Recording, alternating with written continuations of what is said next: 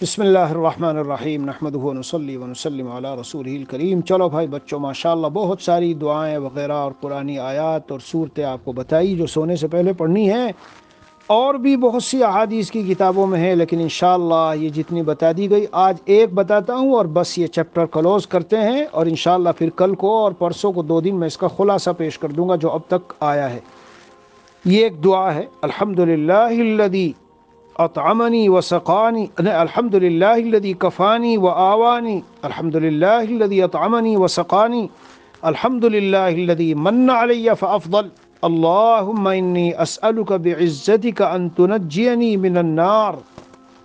جو یہ دعا پڑھ لے تو اس کی اتنی عظیم الشان فضیلت ہے کہ اس نے گویا تمام مخلوق کی تعریف کے مطابق تعریف کر لی۔ فقد حمد اللہ بجمیع محامد الخلق کلہم، تمام تعریفوں کو، تمام مخلوق کی تعریفوں کو شامل کر لیا ان کلمات کے پڑھ لینے سے۔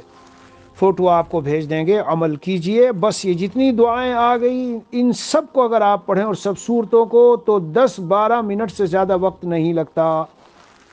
ایک اور عملی روایت جس میں کچھ کرنا نہیں ہے، کیا ہے؟ قال النبی صلی اللہ علیہ وسلم لانس بن مالک رضی اللہ عنہ، یا بنی ان استطعت ان تصبح وتمسی وليس في قلبك غش لاحد فافعل۔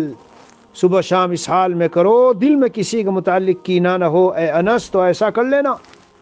دوسری روایت میں ہے، اگر تو نے ایسا، اسی روایت میں تفصیل میں ہے، اگر تو نے ایسا کیا تو تو نے میری سنت سے محبت کی، جس نے میری سنت سے محبت کی، من احب سنتی فقد احبنی، اور جس نے مجھ سے محبت کی کان معی فی الجنہ۔